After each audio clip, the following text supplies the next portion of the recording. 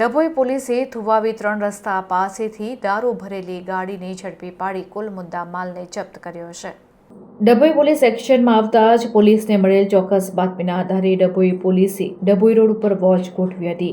આ વોચ દરમિયાન ડભોઈ રોડ ઉપર આવેલ ધુવાવી પાસેથી પસાર થતી મહિન્દ્રા ગાડીને રોકવામાં આવી હતી, જેમાં તપાસ કરતા ગાડીમાંથી બિયરના ટીન તથા દારૂની બોટલોનો જથ્થો મળી આવ્યો હતો, જે પોલીસે જપ્ત કરી દારૂના જથ્થા સાથે ગાડીને કબજે લઈ કુલ ₹11,10,000નો મુદ્દામાલ જપ્ત કરીને આગળની કાર્યવાહી હાથ ધરી છે।